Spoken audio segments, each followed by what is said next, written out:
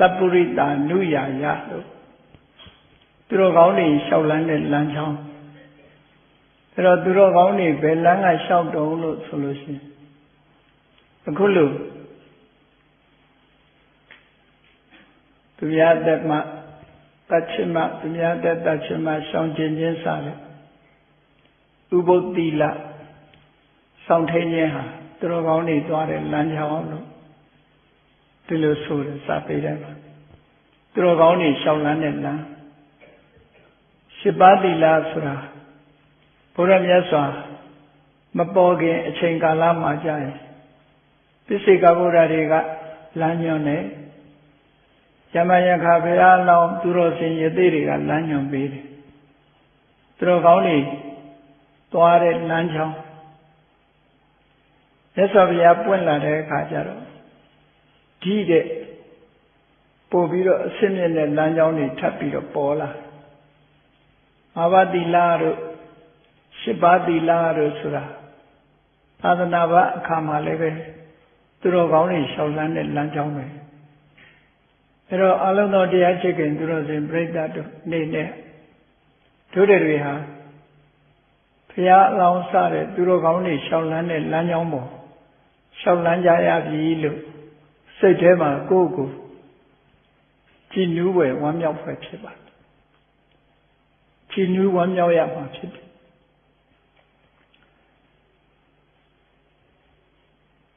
Upo the ta so that Bali Sagaway Yamalua Ubo Lukor. Now Jaloshin Ubo Sura Pasagava Lake, Padebe Valelu. Now the Kitchen Dijima Dicharama. Era Yamolo, the Ubo Sure, Sagaloha Saloma Yere Kajara, Ekra Uye, Pass out the Chongi Puye, Naga, Ta Uputa, no Yevi, Tata, Ubo. Eri Sagaloma, the Alara also. Upo the Ta, so that Sagaloma. Upo the Ta, Tapiro Poquere Kama. Upa with the top. Sagalonia Pyongle Bido Dwarati. Upa with the Taga Nebi, Upo the top. Taga Bali Sagalo Naku. Eri now Jarama Upo Sure Yama Mutubio Sure Kachito. Pero Ubo Sudima Bagu Biora also. The Chabadari Maro. First no, Samasawe Nera, Ubo Lokor. Roa, Ubo Samasao. The Bodavadama, Samasara, Tikatar, Hofu. Anitara Ashi, Matuni, Quachare Surao, didn't be that. Bodavada Ubo Sudima, Upa, what the ta, Upa Sura. Durogoni Chindiane, Pisonzwa, what the top, Nitayin, David Yat. Duria Boa Yala, we say, Nijara, Koboama, Parinet Nidale, Gogo Sissi Milianchi, Tanita Chema, Naru Parinet Nidale, Parinet Nidale, Lusra. Pari Dui Nidale, Pari Pure Nidale, Pari Low Nidale. Zuma, Setega Duira, Noga Piora, Gorilea Lota, Tongu Shi. Eri Tongu, Sunset Chiloshi. Two Bari Dui Nidale. Duire a Duiha, Tamboshi a Duila, a Bikin a Duila, a Bimagin a Duila. Pure as a Gario, a Pikin as a Gala, a Pimakin as a Gala. Lote a Logayo, a Pikin at Lola, a Pimakin at Lola. Tilo sends out like that solution. Don't that senior like that come. A Chiriku Tolo Yapa. Tajamu Yazamya.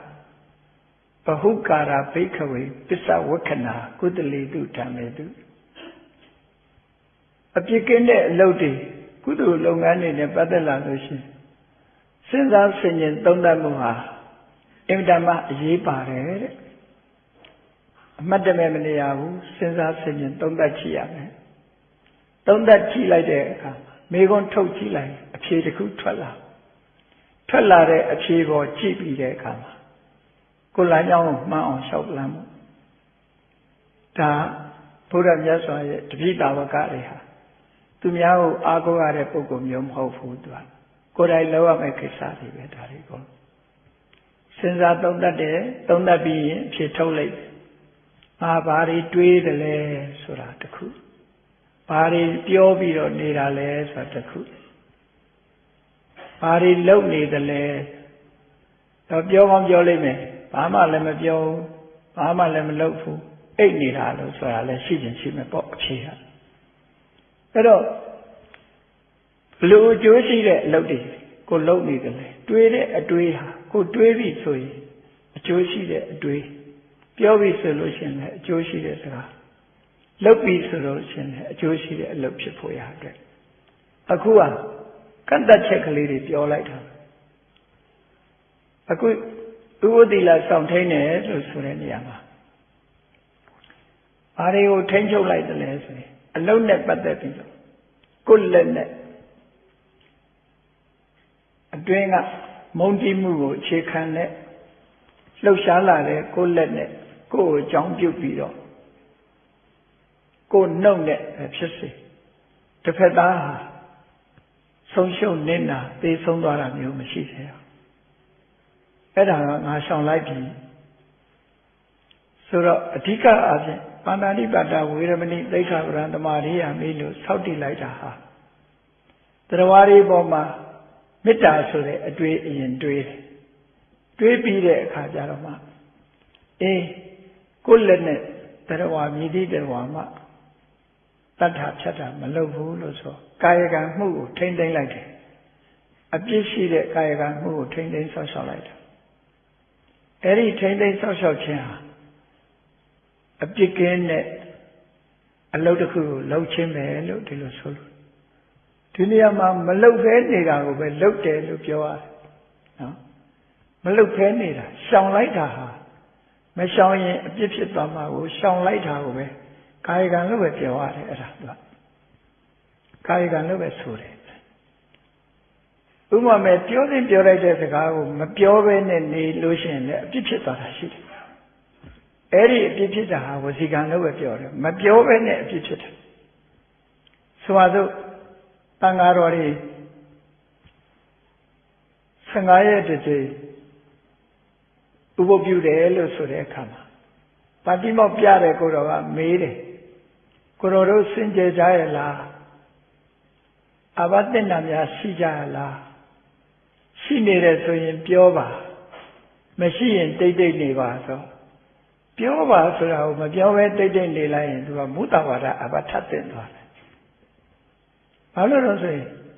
လောက်ရမယ့်ဟာကိုမလောက်လိုက်တဲ့အတွက်ကြောင့်အပြစ်တစ်ခုထည့်ရောက်သွားတယ်အဲ့ဒါလိုပဲလောက်ရမယ့်ဟာကိုမလောက်တဲ့တာကိုရှောင်လိုက်တာဟာကာယကံမှုကိုထိမ့်ချုပ်လိုက်တာဖြစ်သောကြောင့်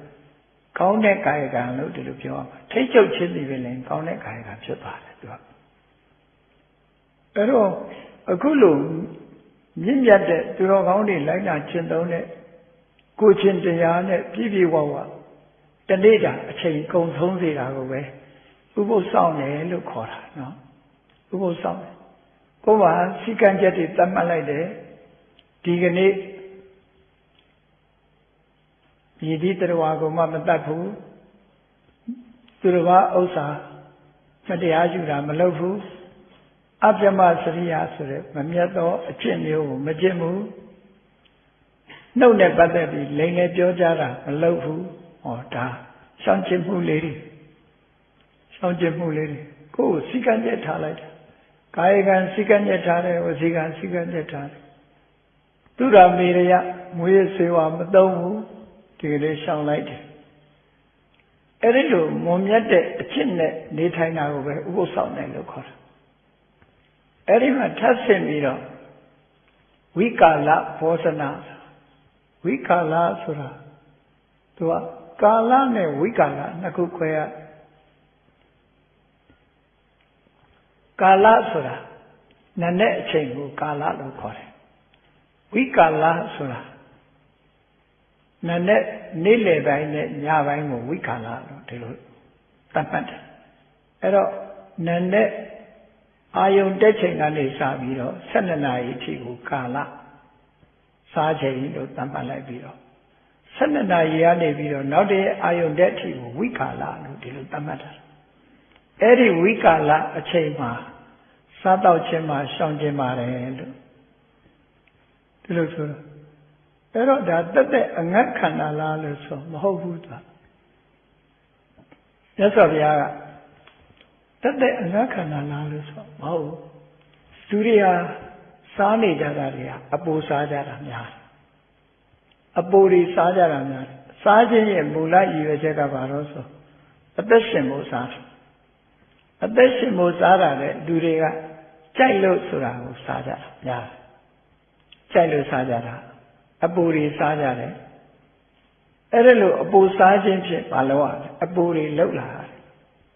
အပူလှုပ်ရတဲ့အချိန်တွေဟာကိုယ့်အတွက်မှာတတိပညာကုသိုလ်ဆိုတာတွေအတွက်ဆုံးရှုံးနစ်နာမှုတွေရှိတယ်တစ်ဖက်ကအချိန်ပေးလိုက်ရတဲ့အခါမှာဆုံးရှုံးမှုရှိတယ်ဒါကြောင့်မို့အနာဂံဖြစ်သွားပြီမြတ်စွာဘုရားရဲ့တရားတော်ကိုကျင့်လို့အနာဂံအဆင့်ရောက်သွားပြီဆိုတဲ့ပုဂ္ဂိုလ်တွေဥပုပ်မဆောင်မိမယ်လို့ဥပုပ်ဆောင်တာမဟုတ်တော့သူတို့ကြတော့နေဆဥပုပ်ဖြစ်သွားတယ်အနာဂံလောက်ဖြစ်သွားပြီဆိုလို့ရှိရင်ရတာစားတာမစားကြတော့ဘုရားရဟန္တာတွေဘုံမေသုံးဆောင်တာနာနဲ့တစ်ချိန်ပဲသုံးဆောင်ပြီးရင်ပြီးသွားပြီနာနဲ့တစ်ချိန်ဆိုတာအာယုန်တက်တဲ့အချိန်မှာတစ်ချိန်နေ့လာမှာတစ်ချိန်ဒီနှစ်ချိန်ပဲနာနဲ့တစ်ချိန်လို့ပဲခေါ်ရတယ်ဘယ်နှစ်ချိန်စားစားနာနဲ့တစ်ချိန်ပဲစားအဲ့ဒါလို့စားခြင်းအပြင်နေ့လယ်ပိုင်းမှာထပ်ပြီးတော့မစားတော့သည့်အတွက်ကြောင့်ဆဲရပြုတ်ရရှာရဖွေရဆိုတဲ့တာဝန်တွေပေါ်ပါသွားတယ်ပေါ်ပါသွားရုံမကကျမ်းမာရေးလည်းပိုကောင်းလာကျမ်းမာရေးလည်းပိုကောင်းလူကအနာရတယ်လို့ဥဝအနာပေးလိုက်တဲ့သဘောဖြစ်သွားတယ်အနာပေးလိုက်တဲ့သဘောဖြစ်သည့်အတွက်ကြောင့်ပို၍ကျမ်းမာရေးကောင်းလာတယ်ခဏခဏစားခြင်းအပြင်လူကနားတော့လေဥဝမနာရဘိုက်ထဲမှာအစာရောက်နေပြီဆိုရင်သူကအလုံးလုံးနေရတယ်အဲ့တော့လူကဘာနဲ့တူလို့ဆိုညအိတ်ခန္ဒီဝါစားပြီးအိတ်တဲ့လူကကိုကတော့ခေါ်နဲ့အိတ်နေတယ်ဘိုက်ကိုတော့အလုံးလုံးခိုင်းထားတာဖြစ်အဲ့တော့သူခမညာလှုပ်နေရသူ့နေရာမှာအစာတွေရောက်နေတယ်ဆိုရင်သူလှုပ်နေရမှာလှုပ်ရှားနေရတာမျိုးဖြစ်လာအဲ့တော့ဒီလိုစားခြင်းအားဖြင့်သူကကျမ်းမာရေးအတွက်အထောက်အကူမဖြစ်နိုင်ဘူးအစာရောက်လာသည့်အတွက်ကြောင့်ပို့ပြီးတော့အိတ်ချင်တဲ့ဌိနမိတ်တာတွေဖြစ်ပြီးတော့တန်ဖိုးရှိတဲ့အချိန်တွေကိုအလားတသုံးပြရရောက်တယ်ပေါ့ဒါကြောင့်မို့လို့ဝိကာလဘောဇနာဆိုတော့ရသော်ဗျာရှောင်ခိုင်းတယ်ရှောင်လိုက်ခြင်းအပြင်နာနဲ့စာစားလို့လုံလောက်တယ်ကျမ်းပါတယ်ပေါ်ပါတယ်သွားရည်လာရည်အထိုင်ထားကောင်းတယ်ကျမ်းမာရေးမထိခိုက်ဘူးဒီလောက်စားအစာကြောင့်ယောဂဝေဒနာတွေမဖြစ်တော့ဘူးတရားတွေပိုအချိန်လုံနိုင်တယ်အချိန်ကြီးအများကြီးရသွားတယ်ကုသိုလ်ကောင်းမှုတွေဒီရွယ်ချက်နဲ့ဝိကာလဘောဇနာဟိုလိုအငတ်ခံပြီးတော့အောင့်အီးနေရတဲ့ဟာမျိုးမဟုတ်ဘူးအဲ့လိုဆိုလိုတာမဟုတ်ဘူးနော်ဒီလိုဝိကာလဘောဇနာအစားအသောက်နဲ့ပတ်သက်ပြီးတော့လျှော့လိုက်တယ်ညနေစာတို့ညစာတို့လျှော့ချလိုက်နိစ္စခိတဆိုတာကြတော့တက်လူဟာစဉ်းစားကြည့်လေတခြင်းဆိုတာနားထောင်နေမယ်ကရာတွေကိုကြည့်နေမယ်ကိုယ်တိုင်တခြင်းဆိုမယ်ကိုယ်တိုင်ကမယ်ဆိုလို့ရှိရင်တတ်မဲ့တဲ့စိတ်တွေဟာဝင်လာတာပဲတတ်မဲ့တဲ့စိတ်တွေဆိုကိုယ်အတန်ကိုပြန်ပြီးတော့ตายရတဲ့စိတ်ဟာတတ်မဲ့တဲ့စိတ်သူတစ်ပါးကရာကိုကြည့်ပြီးတော့ကျေနပ်တဲ့စိတ်ဟာတတ်မဲ့တဲ့စိတ်ကိုယ်တိုင်တခြင်းဆိုတာကိုယ်ကိုတတ်မဲ့တဲ့စိတ်သူများတခြင်းဆိုတာနားထောင်ရင်တတ်မဲ့တဲ့စိတ်ဒီဟာတွေဆိုလိုတာကကိုယ်တဏ္ဍာမှာရှိနေတဲ့ တက်မဲ့တဲ့ရာဂဆိုတဲ့စိတ်ကိုနိုးထလာအောင်လုပ်တယ်လို့ဒီလိုပြောတာဒီရာဂဆိုတဲ့သဘာဝတရားဟာကိုယ်တဏ္ဍာမှာဖြစ်လာလို့ရှိရင်ကောင်းကျိုးမပေးဘူးသို့တော်လူတွေကတွေ့တာမှုတွေနှစ်သက်မှုတွေကျင့်တတ်မှုတွေဟာကိုယ်ကိုကောင်းကျိုးပေးနေတယ်လို့ထင်တာမဟုတ်ဘူးအဲ့ဒီရဲ့နောက်ဆက်တွဲတွေကအဆိုးတွေကြီးပဲလာတယ်သူကအဆိုးတွေကြီးတွေ့တာလာတယ်တတ်မဲ့လာတယ်ဆိုလို့ရှိရင်နောက်ကလူလိုက်လာတော့ဆိုတောကစာလိုက်တာအစင်မပြေဒေါသလိုက်လာအစင်ပြေနေသေးလို့ရှိရင်တော့သဘောကျတယ်လို့ရှိရင်အစင်မပြေဘူးဆိုရင်နောက်ကဒေါသတို့တောကတို့လိုက်လာအစင်ဆိုတာလေသာဝရပြေနေမှာမဟုတ်ဘူးအဲ့တော့နောက်ဆက်တွဲမကောင်းတဲ့အကျိုးတွေကိုဖြစ်ပေါ်စေပြီးစိတ်ထဲမှာကိလေသာဆိုတဲ့အညစ်အကြေးတွေကိုဖြစ်ပေါ်စေတတ်လို့နိစ္စဂိတဒါတွေကိုမကြည့်နဲ့နားမထောင်နဲ့ကိုယ်ကိုယ်တိုင်မပါဝင်နဲ့လောဘဒေါသမောဟကို subjugate လုပ်တဲ့အနေနဲ့သက်သာဗျာရှောင်ခိုင်းလိုက်တာရှောင်ခိုင်းပြီးတော့သူတော်စင်တွေလို့တရားနဲ့ပဲပျော်မွေ့မယ်သဗ္ဗရတိဓမ္မရတိဇိနာတိပျော်ရွှင်မှုအလုံးထဲမှာဓမ္မရတိပျော်ရွှင်မှုကအကောင်းဆုံးပဲဘာလို့ကောင်းလို့ဆိုလို့ရှိရင်စိတ်ပူစရာမပါဘူးနောက်ကပျော်ရွှင်နေတဲ့အချိန်မှာလည်းစိတ်မပူရဘူးနောက်ဆက်တွဲပြန်ကြည့်လေစိတ်ပူတာနောက်ကမလိုက်ဘူးတခြားပျော်ရွှင်မှုတွေရဲ့နောက်မှာပြဿနာတွေတတိကြီးပါလာတယ်အမိတန်းနေတယ်နောက်ကဟာတဲ့ဓမ္မရတိဆိုတဲ့နေရာမှာတော့ဒီဟာတွေကမပါဘူးကြည့်လေတင်းကြံပွဲတွေမှာပြောကြမယ်ဆိုကြတယ်ကကြတယ်နောက်ဆက်တွဲတွေပါလာတယ်ချမ်းသာရေးထိခိုက်တာတို့စကားများလို့ရန်ဖြစ်တာတို့မူးကြတာတို့ယူကြဟောပြဿနာတွေအများကြီးနောက်ကလိုက်တာတရားနဲ့ပျော်တဲ့ပုဂ္ဂိုလ်တွေကြတော့အဲ့ပြဿနာတွေမရှိတော့ဘူးလုံးဝပြဿနာတွေမရှိတော့ပြန်တွေးရင်လည်းကျင့်တတ်စရာပဲဖြစ်တယ်ကာမဂုဏ်အာယုန်တွေနဲ့ပျော်တဲ့ပုဂ္ဂိုလ်တွေဟာမကျင့်တတ်မှုတွေတို့နော်စိတ်ဆင်းရဲမှုတွေကိုယ်ခန္ဓာထိခိုက်တာတွေကျန်းမာရေးထိခိုက်တာတွေအများကြီးနဲ့ပဲအဆုံးသတ်သွားကြတယ်နောက်ဆုံးမှာအဲ့တော့ဒီဓမ္မရတိနဲ့ပြောနိုင်အောင်လို့မြတ်စွာဘုရားဒါတွေကိုရှောင်လိုက်ပါဟောမြင့်မြတ်တဲ့အကျင့်နဲ့ဒီကနေ့နေထိုင်လိုက်တယ်မာလာခန္ဓာဝိလိပနပန်ပန်နဲ့နန္ဒလိမ့်နေဆိုတာကိုယ့်ကိုယ်သားရအောင်နှစ်သက်အောင်လုပ်တဲ့အဓိပ္ပာယ်ရှိတယ်အဲ့တော့ကိုယ့်ကိုယ်တတ်မဲ့တဲ့အနေအထားမျိုးတွေဟာလေကိုယ့်ကိုယ်လှခြင်းပါခြင်းလို့ပြင်တယ်နော်ကြိုးစားတယ်ပြင်ရင်ဘာဖြစ်လာယူရင်းလာတယ်နော်အလှပြင်ရင်အယုတ်ဆိုးလာတယ်တဖြည်းဖြည်းကောင်းလာတာမဟုတ်ဘူးသူကတဖြည်းဖြည်းအိုမင်းရင်ရော်လာတဲ့အနေအထားပဲဖြစ်တဲ့အခါကိုယ်ထင်တာတွေတခုမှခန္ဓာကိုယ်ကမဖြစ်တော့ဘာပဲတိုးလို့ဆိုပြင်းနေတဲ့အချိန်မှာတွေ့တာမှုတွေတတ်မဲ့မှုတွေပဲတိုးလာအဲ့ဒါလို့တတ်မဲ့မှုတွေကိုဖြစ်ပွားစေတတ်တော့မြတ်စွာဘုရားရဲ့အဆုံးအမနဲ့မကိုက်ညီဘူးတတ်မဲ့မှုကို subjugate လုပ်ရမယ်ချိုးနှိမ်ရမယ်ဆိုတော့ကိုယ့်ကိုတတ်မဲ့အောင်လုပ်တာမျိုးမလုပ်တော့ဘူးတဏ္ဍပြမြရေမိုးချိုးတဏ္ဍပြမြသူတို့စင်အဝတ်နဲ့ဒီလိုလေးနေပြီးတော့တရားဓမ္မကိုနှလုံးသွင်းတယ်ဒါမာလာကနာရှောင်လိုက်တာဒီလိုဆိုလို့ဥစ္စာတေနမဟာတေနဆိုတာတထေးတွေအိတ်တဲ့အိယာကြီးတွေပေါ်မှာစိန်ခံပြီးတော့အိတ်ထာမျိုးရှောင်လိုက်တယ် symbol like ပေါ့တကယ်ကိုရိုးရိုးအနေထားမျိုးမှာနေပြီးတော့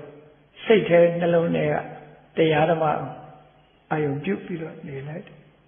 ဥစ္စာတေနမဟာတေနဆိုတာလည်းလုပ်အဲ့ဒီအကျင့်ရှင်းမျိုးနဲ့မိမိတဏ္ဍာမှာဖြစ်မှမယ်လို့အဋိဋ္ဌံလှုပ်လိုက်တာပဲဝေရမဏိသိက္ခာပဒံသမာဓိယာမိဆိုဘောင်းတောင်းလှုပ်လိုက်တာဒီတမိုင်းလှုပ်လိုက်ဆောက်တည်လိုက်တယ်ဒါဟာဗုဒ္ဓဘာသာဥပုပ်ဗုဒ္ဓဘာသာဥပုပ်ကဒီလိုအဓိပ္ပာယ်ရှိဆိုလိုတာအချင်းချုပ်ပြောလိုက်မယ်ဆိုရင်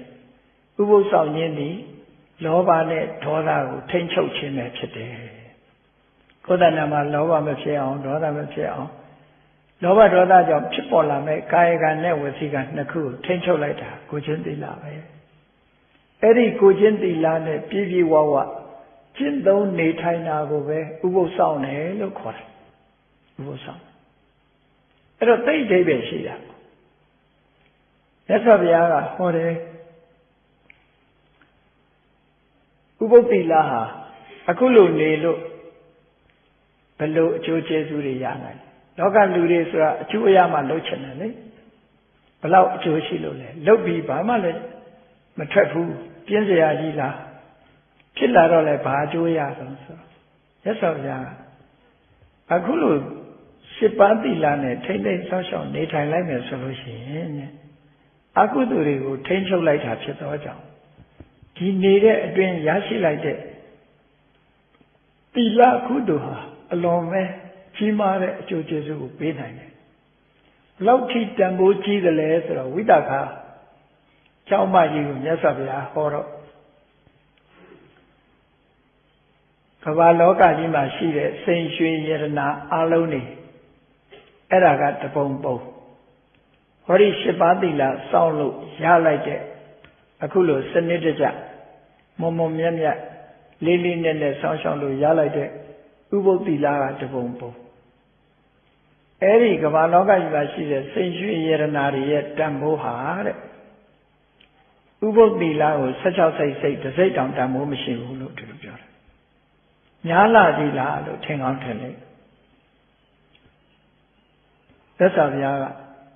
မများဘူးစိတ်ရွှေရတနာတွေပေးပြီးတော့တာဝရိန္ဒနတ်ပြည်မှာနတ်ဖြစ်အောင်လုပ်လို့မရဘူးလူပြေကအနှစ်တရာဟာတာဝရိန္ဒနတ်ပြည်မှာတရက်ပဲရှိသေးတယ်ဘာလောက်တာတော့ဘသူကြောင့်ရတာတော့ဟောဒီဥပုသ်သီလကြောင့်ရတယ်ဒီလိုဆိုတာယာမနတ်ပြည်မှာအနှစ်200မှလူပြေအနှစ်200မှယာမနတ်ပြည်မှာတရက်ပဲရှိသေးတယ်လူပြေအနှစ်300မှတုတ်တိတာမှတရက်ပဲရှိသေးတယ်အဲ့ဒီလိုကိန်းကနန်းကတက်တန်းတွေဟာမြင့်မြင့်သွားတယ်အဲ့ဒီလိုမြင့်သွားတဲ့တက်တန်းရှိတဲ့ချမ်းသာဒုက္ခအလွန်ကြီးမားတဲ့နတ်ချမ်းသာတွေကိုဘသူကပေးနိုင်တာတော့ဆိုဟောဒီဥပုသ်သီလကပေးနိုင်တယ်တဲ့ဒါကချမ်းသာခြင်းနှိုင်းရှင်ကြည့်လို့ရှိရင်ဒီလိုကြွားချတယ်ဒါဖြင့်လူချမ်းသာနဲ့နတ်ချမ်းသာကဘလောက်ကြွားလို့တော့လို့ဆိုမြတ်စွာဘုရားအေးပင်လယ်ထဲကရေတစ်စက်ခတ်ယူလိုက်ပြီးတော့ပင်လယ်ထဲမှာကျန်တဲ့ရေပမာဏခတ်ယူလိုက်တဲ့ရေကလေးတစ်စက်ဘလောက်กว่าလဲအမှန်တမ်းกว่าလူချမ်းသာဆိုတာပင်လယ်ထဲကရေတစ်စက်လောက်ပဲရှိတယ်နတ်ချမ်းသာဆိုတာပင်လယ်ကြီးလောက်ရှိတယ်လို့ဒီလိုဆိုတာတော့တိုင်းတာလို့မရအောင်กว่าလှမ်းတယ်လို့ဒီလိုပြောတာလူတွေကကိုယ့်ဘဝကိုချမ်းသာလာပြီလို့လားထင်ကြတာနတ်တွေရဲ့အမြင်နဲ့ပြောလို့ရှိရင်အလွန်ဆင်းရဲတဲ့တရားတွေလို့ပဲထင်တာအလွန်ဆင်းရဲဟုတ်တယ်လေနေပါညာမနာလှုပ်လှုပ်ကြကလေးလေးတွေဆိုပေါက်စာလေးရှိသေးတဲ့ကြောင်းပုတ်ဂျောပုတ်အိတ်ကလေးတွေနဲ့တီဟိုနေတော့ကာတွန်းကရေးထားတယ်ဂျောပုတ်အိတ်ကလေးနဲ့ကလေးလေးကခါကုန်းကာတွန်းဆွဲထားတယ်အောက်ကစာရန်လေးကရေးထားတယ်ဒီကလေးဘာအပြစ်ရှိလို့ဒီလောက်ဂျောပုတ်ခိုင်းထားတယ်လေဟောအဲ့လိုတော့ကြောင်ရနောက်ရမယ်အနေထားမျိုးရောက်သွားမွေးကလေးကဘဝယက်တည်နိုင်မှုအတွက်လှုပ်လိုက်ကြတာလူတွေကဘယ်ချမ်းသာတာရှိလို့လဲချမ်းသာဘူးအဲ့ဒါကိုပဲလူချမ်းသာလို့ခေါ်နေကြတာဆင်းရဲဒုက္ခတွေနဲ့အများကြီးရင်းနှီးကြတယ်ဟောဥပုသ်ဆောင်လိုက်လို့ရှိရင်ခုနပြောတဲ့ချမ်းသာဒုက္ခတွေရနိုင်တယ်ဒါရင်လားဆိုဘယ်ကမှာတော့ဥပုသ်သီလကိုမြတ်စွာဘုရားဟောတာတရားမင်းကြီးကဥပုသ်နေ့တနေ့မှာနတ်တွေကိုပြောတယ်မင်းတို့ငါလိုတရားဖြစ်ချင်ကြလားငါလိုတရားမင်းဖြစ်ချင်ငါလိုတရားမင်းဖြစ်ချင်ဥပုသ်ဆောင်အောင်တရားမင်းကအဲ့ဒါလိုပြောတော့မြတ်စွာဘုရားကတရားမင်းပြောတဲ့စကားမပြည့်စုံဘူးတဲ့ဒီစကားနဲ့ तू မပြောတတ်ဘူးဥပုသ်သီလကိုမေ့မိန်ရာရောက်တယ်တိတ်တိမ်စရာရောက်တယ် ပြောထိုက်တဲ့ပုဂ္ဂိုလ်ကဘယ်သူလဲဆိုရင်ယဟန္တာပုဂ္ဂိုလ်ကပဲပြောလိုက်တယ်ငါလိုယဟန္တာပုဂ္ဂိုလ်ဖြစ်ခြင်းမင်းတို့ဥပုသ်ဆောင်ကြတော့သူတို့ပြောအဲ့လိုပြောရမယ်အဲ့လိုဆိုလိုတာကဥပုသ်သီလဟာလူမင်းနဲ့မင်းတရားမင်းလောက်အဆင့်ကိုပေးတာမဟုတ်ဘူးမိမိရဲ့ဥတည်ချက်ရှိလို့ရှိရင်ဒီကနေ့စောင့်တဲ့ဥပုသ်ကယဟန္တာဖြစ်တည်ထီအောင်အထောက်အကူတွေပြုမှာလို့သူတို့ပြောတယ်နော်အထောက်အကူဖြစ်အောင်ဘယ်လိုလုပ်ရသီလနုတ္တိအနေနဲ့ကိုယ်စိတ်လေးကိုသီလနဲ့ထုံမွမ်းတဲ့ဤစနစ်ကိုလိုက်နိုင်အောင်ဆောက်တည်ပြီးတော့ဆိုပါစို့ဥပုသ်လေးဆောင်တဏှာသွားအိတ်နေဥပုသ်တော်ယူထားတဲ့တဏှာသွားအိတ်ဘာနဲ့ဥပမာတူတော့ဆိုရင်နော်ကိုယ်အိမ်မှာရှိတဲ့မိဂန်တစ်တာနဲ့ထည့်ထားတဲ့ပိုက်ဆံလိုပဲအတိုးမတက်ဘူးလားရတော့ရတယ်အတိုးမတက်ဘူးအဲ့လိုပဲဥပုသ်လေးယူထားပြီးတော့တခါမှမတွေးဘူးမစင်ကြဘူးဆိုရင်အတိုးမတက်ဘူးလေအတိုးတက်ခြင်းဘာလို့မိဂန်တစ်တာတဲ့ပိုက်ဆံလေးထည့်အယောင်းဝယ်လို့ရှင်ဒီမြုပ်နှံအဲ့လိုဆိုလို့ရှိရင်သိန်း 1000 က 2000ဖြစ်မယ်2000 က 3000ဖြစ်မယ်ဒီလိုတိုးလာအဲ့တော့အဲ့ဒီအတိုင်းပဲဒီဥပုသ်သီလလေးစောင့်တည်ပြီးလို့ရှိရင်ဘာလုပ်ဖို့လိုအပ်တယ်လဲလို့ဒါလည်းကမ္မထာမယ်တခြားကမ္မထာတွေအာမထုတ်ခြင်းကိုယ့်ဘက်ကိုဒီကနေ့အခုပဏာတိပါဒဝေရမဏိသိက္ခာပဒံသမာရိယာမိလူငါစောင့်တည်လိုက်ပြီဒီကနေ့ဘယ်တတ္တဝါမှငါမတတ်ဘူးငါဘဝဟာမြတ်လိုက်တာဒီကနေ့လောက်တန်ဖိုးရှိတာမရှိဘူးယဟန္တာပုဂ္ဂိုလ်တွေဟာတသက်တာကာလပတ်လုံးသူများတဲ့တတ်ချင်းမှရှောင်ကျင်တယ်ငါလည်းဒီကနေ့ယဟန္တာတွေအတွေ့ယူပြီးတော့ယဟန္တာတွေကျင့်သုံးသလိုငါလည်းကျင့်သုံးရတယ်အကျင့်သီလအားဖြင့်ငါကိုယ်ကိုငါခြေနှက်เสียကောင်းလိုက်တာလို့တွေ့တခုချင်းတွေ့ဝိတာခုဘောဓထာသုံးမှာမြတ်စွာဘုရားဒီတိုင်းဟောထားတာနော်အဲ့ဒီလိုတွေးရပါဏာတိပါဒပြီးရင်အရိဏဒါနတွေးကာမိတုမေအဗျမစရိယာတွေးမုဒ္ဒဝါဒတွေးတစ်ခုစီတစ်ခုစီစဉ်းစားယဟန္တာပုဂ္ဂိုလ်တွေနဲ့နှိုင်းယှဉ်ပြီးတော့အပြန်ပြန်အလန်းလန်းဒီလိုထိုင်ပြီးတော့စဉ်းစားနေခြင်းဟာလည်းပဲသီလနုတ္တိဘာဝနာကမ္မထာတစ်ခုဖြစ်ပြီးတော့ဘာဝနာဆိုဒီမှာဒီကုသိုလ်စိတ်တွေတိုးနေအောင်လုပ်နေတာကိုဘာဝနာလို့ခေါ်တာနော်မျက်စိနှိပ်ပြီးတော့ကမ္မထာထိုင်နေမှာဘာဝနာမဟုတ်ဘူးဘာဝနာဆိုတာစိတ်ထဲမှာဓာတ်တွေတိုးနေအောင်လုပ်တယ်အဲ့ဒါဆိုလို့ရှိရင်တိုးသွားတယ်ကုသိုလ်စိတ်တွေဟာဒါတိုးတက်လာတဏှာကြီးစဉ်းစားမယ်ဆိုရင်တဏှာကြီးဟာကုသိုလ်စိတ်တွေကြီးပဲဖြစ်တယ်အဲ့ဒီအချိန်တွင်းမှာသာဂဆိုတာမဖြစ်ဘူးဒေါသဆိုတာမဖြစ်ဘူးမောဟဆိုတာလည်းမဖြစ်လာဘူးအဲ့ဒီမဖြစ်လာအောင်အခုလို့ဆင်ញင်သုံးသပ်နေခြင်းဟာလည်းပဲဥပုသ်ဆောင်တဲ့နေ့တစ်နေ့မှာနော်ဒါကဝိပဿနာမှမဟုတ်တာနိဗ္ဗာန်မရနိုင်ပါဘူးလို့သွားမတွေးလိမ့်နဲ့နော်ဒါလည်းဝိပဿနာရဲ့အထောက်အကူတွေဖြစ်လို့မြတ်စွာဘုရားကဒီတရားကိုလည်းပဲဒီလိုနှလုံးသွင်းရတယ်လို့ဟောထားတာနော်အကုန်လုံးရမယ်သူကအစာစားတဲ့အခါကျတော့စားကြတယ်လေအရသာရှိအောင်ငပိရည်လေးနဲ့အတူလေးနဲ့စုံအောင်စားတယ်အဲ့တော့ကုသိုလ်ကျတော့စုံအောင်မလုပ်ဘူးဝိပဿနာမှဝိပဿနာနဲ့ဆိုပြီးတော့ကျန်တာတွေကို ignore လုပ်လို့မဖြစ်ဘူးလေစိတ်ဆိုတာအားလုံးအတွက်ဒီတန်ဖိုးရှိတဲ့အရာတွေမှန်သမျှကိုလုံးအောင်တချို့ကတရားစခန်းဝင်နေတရားစခန်းဝင်နေဒါနလည်းမလုပ်ရဘူးတရားလည်းမနာရဘူးဒီလိုမဟုတ်ဘူးသူကကာလေနဓမ္မတဝနံကာလေနဓမ္မတာကိစ္စဆိုရှိရတယ်သူကဒါတွေကအားလုံးကအထောက်အကူဖြစ်တာ supporting condition လို့ခေါ်တယ်သူကတခုတည်းလုပ်လို့မရဘူး support လုပ်ပေးရအားလုံးဟာအခြေအနေကောင်းတွေကိုဖန်တီးပေးနေတာအခုလိုသီလကိုဆင်ញင်စဉ်းစားနေခြင်းဒီဝိပဿနာဉာဏ်တွေစွမ်းအားတက်လာဖို့အထောက်အကူလုပ်ပေးတယ်သူကဒါတရားကြတော့အထောက်အကူမလုပ်ဘဲနဲ့အနှစ်ကြီးယူခြင်းလို့ရမှာမရတာရနိုင်ဘူးအနှစ်ကြီးယူခြင်းလို့မရနိုင်ဘူး အဲ့တော့အထောက်အကူတွေဆိုတာအများကြီးလုပ်ပေးရတယ်အဲ့ဒါကြောင့်မလို့ဒီကမ္မထာအထုတ်ရင်ဒါနကောင်းမှုလုပ်တာကိုစိတ်တာလင်္ကာရစိတ်တာပရိက္ခာရဒါနလို့ခေါ်တယ်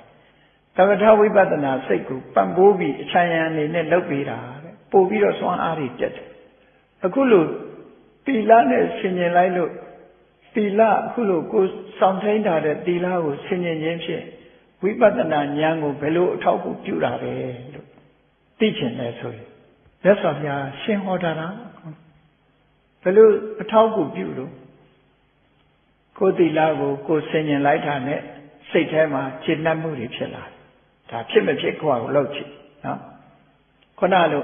ယဟန္တာတွေကျင့်တဲ့အကျင့်ငါဒီနေ့ကျင့်ရပါလားဆိုစိတ်ထဲမှာအားရလာချီနူးလာအဲ့ဒီချီနူးလာတာကိုအဝိပတိတာရလို့ခေါ်တယ်ဖြစ်ကိုဖြစ်တယ်ဒါအခုလို့အခုဖြစ်တယ်မြတ်စွာဘုရားတရားတော်တန်ဋိဋ္ဌိကိုကောင်းတာလုပ်ပြီးပြန်စဉ်းစားကြည့်ခုချက်ချင်းဒါဖြစ်လာတခြားဆောင်ရမလို့အဲ့ဒီချီနူးမှုသည်ဝမ်းသာမှုကိုဖြစ်စေဝမ်းသာမှုကိုပမောဇ္ဇလို့ခေါ်တယ်ဝမ်းသာမှုသည်ပီတိကိုဖြစ်စေဝမ်းသာမှုတွေအားကောင်းလာရင်ပီတိဖြစ်လာအဲ့ဒီဟာကိုပမောဇ္ဇပီတိဖြစ်လာလို့ရှိရင်ကိုယ်ရောစိတ်ရောငြိမ်းချမ်းမှုတွေရလာတယ်ပတ္တတိလို့ခေါ်တယ်ကိုယ်စိတ်ငြိမ်းချမ်းလာလို့ရှိရင်စိတ်ချမ်းသာမှုတွေရလာတယ်ဒုက္ခလို့ခေါ်တယ်စိတ်ချမ်းသာလာလို့ရှိရင်ကမ္မထာအာယုတစ်ခုကိုအာယုစိုက်လိုက်တဲ့စိတ်ကလေးဟာတည်ငြိမ်မှုတွေရလာတယ်တမာတိလို့ခေါ်တယ်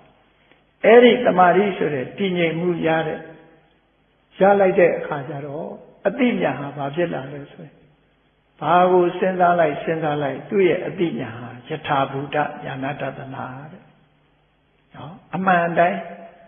မြင်တယ်အမှန်တိုင်းသိတယ်ဆိုတဲ့အတိညာဖွံ့ဖြိုးလာတဲ့အခါဟောတာအကျိုးဆက်ပဲနော်ပြိဿသမုပ္ပါဒ်လိုပဲဒါရှိရင်ဟိုဟာရှိမှာဒီလိုဆိုလိုတာပေါ့နော်ဒီတစ်ခုဖြစ်ရင်ဉာဏ်ဓာတ်ဖြစ်လာတာအဲ့ဒါလို့ကြောင်းကျိုးဆင်ဆက်ပြီးယထာဝုဒညာနာဒသနာဆိုတဲ့ဝိပဿနာကိုတိလာကပေးတော်တာတိလာကအထောက်အကူပြုထားတာလို့အဲ့တော့ဘုရားမြတ်စွာဟောကြားတော်မူခဲ့တဲ့သာသနာတွင်တိလာဆိုတာဟာဘယ်ကိုဥလဲ့ထားတာတုံးဆိုလို့ရှိရင်ဝိပဿနာဉာဏ်ဘက်ကိုဥလဲ့ထားတာဖြစ်သွားကြောင်းတိလကိုအကျဉ်းချင်းထထဆင်ញင်သုံးသပ်ခြင်းဟာအလွန်ကောင်းမြတ်တဲ့ဘာဝနာလုပ်ငန်းတစ်ခုပဲတိလနုဒတိဘာဝတခြားဟာတွေနှလုံးမသွင်းတတ်ရင်ဒါနှလုံးသွင်းတယ်နော်အာနာပါနမှမဟုတ်ဘူးခုခေတ်တော့အလုံးကိုအာနာပါနဆိုတော့မြန်မြန်အိတ်ကြတာပေါ့အိတ်ခေါင်းတာပေါ့ထွက်လေဝင်လေလေးတဲ့ဆိုအခုလို့ဆင်ញင်စဉ်းစားပြီးတော့ကမ္မထံ40မြတ်စွာဘုရားဟောထားတယ်ကမ္မထံ40မနေ့တုန်းကဗုဒ္ဓနုဒတိပွားပုံပွားနည်းကိုအခြေခံလေးပြောပြထားပြီးပြီအခုသီလကဆက်နွယ်ပြီးတော့ဗုဒ္ဓနုဒတိကိုလည်းပွားလို့ရတယ်ကိုချင်းသီလကိုပဲကိုယ့်ဘက်ကိုအာယုစိုက်ပြီးအနုလုံပฏิလုံပေါ့နော်ပါဏာတိပါဒကစပြီးဥစ္စာတေနသွားဥစ္စာတေနကနေတခါနောက်ပြန်တက်လာပြီးပါဏာတိပါဒကနေတခါဥစ္စာတေနထီအောင်သွားဒီလိုအမီးပြန်ကောင်းပြန်လူးလာတုံခောက်ပြီးဆင်ញင်သုံးသပ်နေခြင်းဟာသီလနုဒတိဘာဝနာကမ္မထမ်းပဲအဲ့ဒါကိုကမ္မထမ်းမဟုတ်ဘူးလို့ထင်ကောင်းထင်နေလိမ့်မယ်အဲ့ဒါကမ္မထမ်းအစစ်ပဲနော်အဲ့ဒီကမ္မထမ်းကိုလည်းအထောက်အမှာဖြစ်တယ်ပေါ့ကိုယ်နဲ့တင့်တော်တဲ့ကမ္မထမ်းအဲ့ဒီကမှတဆင့်တက်ပြီးတော့ယုတ်တရားနံတရားတွေရဲ့ဖြစ်ဖြစ်မှုပါပို့ပြီးတော့ထင်ထင်ရှားရှားလွယ်လွယ်ကူကူမြင်လာပြီးနောက်ဆုံးမှာဘက်ဖို့နိဗ္ဗာန်တရားရရှိနိုင်တယ်လို့ဒီလိုမှတ်သားရအောင်ပေါ့နော်အဲ့တော့နေ့စဉ်နဲ့အမျှလူတိုင်းအတွက်အားထုတ်တဲ့ကမ္မထာဒီထဲကနေထပ်ပြီးတော့ရွေးပါအခုကဥပုသ်ဆောင်တယ်ဆိုရင်တခြားဘာမှမလုပ်ခြင်းနေသီလပဲနှလုံးသွင်းနေအဲ့ဒါသီလပြိပါဝိတစိတ်သီလနဲ့ထုံမွမ်းထားလို့ကုသိုလ်တွေအတိုးတက်တစ်ခါဆင်ញင်တစ်ခါတက်နောက်တစ်ခါဆင်ញင်တစ်ခါတက်နော်အကျဉ်းချင်းတက်ဆင်ញင်သုံးသပ်နေဒီနေရာမှာအဲ့ဒါလို့ဆိုရင်တမာတိပဲရမှာတော့လို့မေးကောင်းမေးလိုက် အခုလိုစဉ်းစားမပြတ်စဉ်းစားနေတာဟာတမာတိပဲလေဒါတမာတိပဲသူတွေကထွက်လေဝင်လေလေးထဲမှာစိတ်ကလေးငြိမ်ပြီးတော့ဘယ်မှမသွားတော့မှတမာတိဆိုတာမဟုတ်ဘူးအဲ့ဒါလို့ဆိုလိုတာမဟုတ်ဘူးအဲ့ဒါအစစ်မြင့်တဲ့တမာတိကြတော့အပ္ပနာရောက်ပြီဆိုမှဘယ်မှမသွားတာကိုယ့်ဘာကိုထွက်လေဝင်လေမှတ်ကြည့်ပါလားဟိုပြေးဒီပြေးနေတာပဲလေစိတ်ကအပ္ပနာဆိုတဲ့အဆင့်ရောက်တော့မှစိတ်ကတမာတိကလုံးဝငြိမ်သွားတာဖြစ်တယ်ပေါ့အဲ့ဒီအဆင့်မရောက်သေးရင်တူတူပဲဘာမှမထူးအဲ့တော့ကိုယ်တီလာလေးကိုကိုယ်သိမြင်ပြီးတော့ပါဏာတိပါဒပြီးရင်အာရိဏဒါနအာရိဏဒါနပြီးအပြမစရိယာဒီလိုသွားနေတာဒီလမ်းကြောင်းလေးပေါ်ကဒီထွက်ခွာမသွားဘူးဆိုရင်ဒါတမာတိပဲတမာတိရှိလို့သူကအမှန်အကန်နဲ့သိနေတာကိုယ့်ရဲ့အခြေအနေအမှန်ကန်နဲ့သိတာလေအဲ့ဒါကိုယထာဘုဒ္ဓဉာဏ်တသနာလို့ခေါ်တယ်ဒါကြောင့်ဒီလမ်းစဉ်တွေဟာရှင်းတော့ကြတဲ့စာရဲပေထဲမှာဒီလိုဟောထားတာဖြစ်သည့်အတွက်ကြောင့်ဒီကနေ့တော့လျှောက်တဲ့လူကသိပြီးတော့ကမ္မထာလို့မယူဆသည့်အတွက်ကြောင့်ဒီလမ်းကြောင်းတွေဟာနည်းနည်းလေးမေ့နေလာအဲ့တော့တကယ်ကုသိုလ်ရနိုင်တဲ့လုပ်ငန်းတွေပေါ်မှာအခုလို့ကိုယ်တီလာကိုကိုယ်ဆင်ញင်ခြင်းဆိုတဲ့ကမ္မထာအလုပ်ဟာလည်းပဲအမှန်တမ်းတန်ဖိုးရှိတဲ့လုပ်ငန်းတစ်ခုဖြစ်တယ်ဒီထဲမှာမိမိရဲ့ဒီအခြေအနေတစ်ခုကိုထိန်းချုပ်ပေးနိုင်တဲ့ကိုယ့်ရဲ့ဘဝအခြေအနေတစ်ခုအခြေအနေကောင်းတစ်ခုကိုဖြစ်ပေါ်စေနိုင်တဲ့ကမ္မထာက၄ခုရှိတယ်အဲ့ဒီ၄ခုဟာအလဲလဲမပြတ်လောက်ရမယ့်ကမ္မထာ၄ခုမို့တပ္ပထကကမ္မထာနဲ့အမြဲတမ်းအလိုရှိရတယ်နေရာမရွေးအလိုရှိရတယ်ကမ္မထာလို့ဆိုတယ်အဲ့ဒီကမ္မထာပါရိဟာရိယကမ္မထာလို့လည်းခေါ်တယ်ပေါ့နော်အမြဲတမ်းဆောင်ထားရမယ်ကမ္မထာရှင်းတော့ကဆရာတော်ကြီးတွေကတော့စတုရာရက်ခလို့ခေါ်တယ်လေးဘက်လေးတန်ကထိမ့်သိမ်းဆောက်ရှောက်ထားတဲ့ကမ္မထာကိုယ့်ကိုထိမ့်သိမ်းဆောက်ရှောက်တယ်ဘာလဲလို့ဆိုရင်ဗုဒ္ဓနုတ္တိဘုရားကုံကိုပွားများအထောက်ခြင်းဘုရားရဲ့ဂုဏ်ကိုအမှတ်တတိယနေခြင်းအဲ့ဒါလဲအနုတတိလို့ဆိုကြတဲ့အပြန်ပြန်လန်လန်တတိယနေတာဆိုလို့နှလုံးသွင်းရမယ်အရဟံပြီးရင်သမ္မာသမ္ဗုဒ္ဓသမ္မာသမ္ဗုဒ္ဓပြီးဝိဇ္ဇာတခုချင်းဂုဏ်ကြီးတွေကိုနားလည်အောင်အရင်စဉ်းစားပြီးတော့အဲ့ဒါတွေနဲ့မြတ်စွာဘုရားရဲ့အရေးချင်းတွေကိုတွဲဖက်ပြီးတော့အပြန်အလှန်နှလုံးသွင်းတဲ့အောင်ကြိုးစားဒါဗုဒ္ဓနုတ္တိနောက်တစ်ခုကမေတ္တာဘာဝနာကမ္မထံပွားများအထောက်မေတ္တာဆိုတဲ့အခါမှာကိုယ်စံနမူနာထားပြီးငါချမ်းသာခြင်းတလို့ငါရဲ့ပတ်ဝန်းကျင်မှာရှိတဲ့တရားတွေအားလုံးဟာချမ်းသာခြင်းရတယ်သူတို့ချမ်းသာကြပါစေအစဉ်ပြေကြပါစေဟောဒီစိတ်လေးမွေးနေတွေးနေတာကိုသိတဲ့မိတ်ဆွေတွေတယောက်ချင်းစိတ်နဲ့ခေါ်ပြီးအစဉ်ပြေပါစေကျမ်းမာပါစေဟောဒီစိတ်တွေကိုထပ်တလဲလဲဖြစ်နေအောင်လုပ်နေဒါမေတ္တာလို့ခေါ်တာနောက်ဆုံးတိုးချဲ့တယ်မြင်ရတဲ့တ attva ဖြစ်စေမမြင်ရတဲ့တ attva ဖြစ်စေအလုံးကမ္ဘာလောကကြီးမှာရှိတာသိတာရောမသိတာအဲ့လိုမေတ္တာကိုတိုးချဲ့ပြီးတော့တွားရင်ကိုယ်စိတ်ထဲမှာယန္တုဆိုတာလည်းမရှိတော့ဘူးအမုန်းတရားဆိုတာလည်းမရှိတော့ဘူးဒီလိုဖြစ်သွားမေတ္တာဘာဝနာလည်းပွားရမယ်နောက်တစ်ခုကတော့အတုပဆိုတာမိမိအသက်ရှင်လျက်ဖြစ်တဲ့ခန္ဓာကိုယ်တည်သွားတဲ့အလောင်းကောင်နဲ့နှိုင်းရှင်ပြီးတော့တည်သွားတဲ့ရုပ်လောင်းနဲ့ငါရဲ့သက်ရှိခန္ဓာကိုယ်ဟာဘာထူးလဲဘာမှမထူးဘူးနော်ဒီတိုင်းပဲဒီခန္ဓာကိုယ်ကြီးဟာဒီလိုပဲဖြစ်မယ်ဆိုတာကိုဆင်ញင်သုံးသပ်ပြီးနှိုင်းရှင်ပြီးတော့ပွားများတဲ့အတုပကမ္မထာနောက်တစ်ခုကျတော့မရဏတ္တိတည်ခြင်းတရားကိုအမြဲတမ်းဆင်ញင်သုံးသပ်တာအဲ့ဒီသုံးသပ်တဲ့အခါမှာတတိထားရမှာအစွန်း၄ဘက်ကိုရှောင်ရှားနိုင်ရမယ်အစွန်း၄ဘက်ကိုမရှောင်ရှားနိုင်လို့ရှိရင်မရဏတ္တိဟာကမ္မထာမဖြစ်ဘဲနဲ့လမ်းချော်သွားနိုင်တယ်ပေါ့လွယ်နဲ့လမ်းချော်တတ်တယ်သူကတတိနဲ့တံဝေကအတိညာဒီ၃မျိုးဖြစ်စေရမယ်မရဏတ္တိပါတယ်ဘယ်လိုလမ်းချော်သွားတော့ဆိုလို့ရှိရင်မထိန်ကြောင်းနိုင်လို့ရှိရင်ကိုမတည့်တဲ့လူရဲ့သေခြင်းကိုအောက်မေ့လိုက်တဲ့အခါဒီကောင်သေအေးတာပဲလို့ဖြစ်သွားတယ်နော်အဲ့ဒါလမ်းချော်သွားပြီကိုမိတ်ဆွေကိုနဲ့ရင်းနှီးတဲ့ခင်မီတဲ့ပုဂ္ဂိုလ် ရဲ့တေခြင်းကိုသွားတတိရတဲ့အခါကျဖြစ်မှဖြစ်ရလေခြင်းဆိုဟောတောကဝင်သွားပြန်ရောလမ်းချော်သွားပြန်တော့ကိုယ်နဲ့လည်းမသိဘူးခင်လည်းမခင်ဘူးမုန်းလည်းမမုန်းဘူးဆိုတာသေတာဒါသူကသူသေတာငါနဲ့ပါဆိုင်လို့လဲဆိုပြီးတော့ဟောတန်ဝေကမဖြစ်ပြန်တန်ဝေကဖြစ်ပြန်ကိုသေခြင်းကိုစဉ်းစားလိုက်တဲ့အခါကျကြောက်သွားပြန်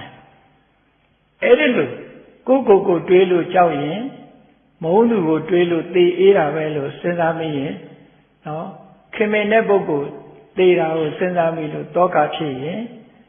ကိုနဲ့မသိတဲ့ပုဂ္ဂိုလ်သေတာကိုစဉ်းစားမိလို့တန်ဝေကမဖြစ်ဘူးဆိုရင်မရဏတတိဟာလမ်းချော်နေပြီအကျိုးမရှိဘူးအဲ့မရဏတတိလမ်းကြောင်းပေါ်မရောက်ဘူးလို့ဆိုလို့ဒါကြောင့်မို့မရဏတတိပွားခြင်းဟာသေခြင်းတရားကိုတတိယပြီးတော့ကိုယ့်အတွက်တန်ဝေကတွေဖြစ်လာတန်ဝေကတွေဖြစ်လာမယ်အတိညာဏ်တွေဖြစ်လာမယ်ဘာလုပ်ရမလဲဆိုတဲ့ဆုံးဖြတ်ချက်တွေဒါတွေဖြစ်လာအောင်ပွားများအထောက်အဲ့တော့ပေါင်းရမှာဗုဒ္ဓနုတ္တိမေတ္တာအတုပါမရဏတတိတဲ့ဒီကမ္မထာ၄ခုကိုဒီစတုရရကကမ္မထာလို့ခေါ်တယ်အဲ့ဒီကမ္မထာ၄ပါးကိုလည်းအခါအားလျော်စွာပွားများအထုတ်ပြရတယ်အဲဝိပဿနာကြီးလို့လည်းဒီလိုမပြောလိမ့်နဲ့ပေါ့ဒီဟာတွေလည်းအထုတ်ပြီးတော့ဝိပဿနာဉာဏ်ရင့်တန်အောင်ထောက်ကူတွေလုပ်ပြရမယ်လို့ဒီလိုဆိုတာနော်အဲ့ဒီကြတော့မှအကျိုးရှိလားအကျိုးရှိလားအဲ့တော့ခုခေတ်ကမ္မထာနေလည်းအကျဉ်းချင်းအထုတ်ပါရဲ့လူနေတွေကမပြောင်းဘူးမပြောင်းရုံနဲ့မကဘူးငါကကမ္မထာဘယ်နှချိန်ထိုင်ထားတာတရားတွေကကျန်တဲ့လူတွေကကမ္မထာမထိုင်ဘူးနှလဘိန်းတုံးနေဆိုမာနတွေတောင်ဝင်လာလိုက်သေးတယ်ကဲနော်ငယ်တော့ဆရာတော်ကြီးတစ်ပါးတရားဟောတာကြားဘူးတယ်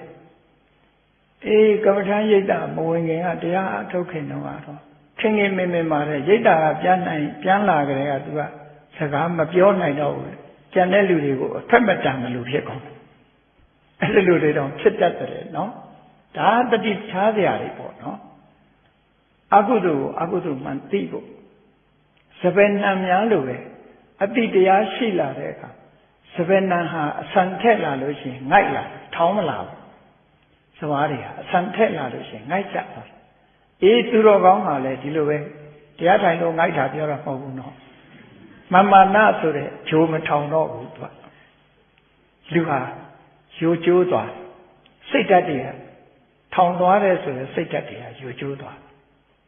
အဲ့ဒီလိုဖြစ်လာရမယ်လို့ဓမ္မတရား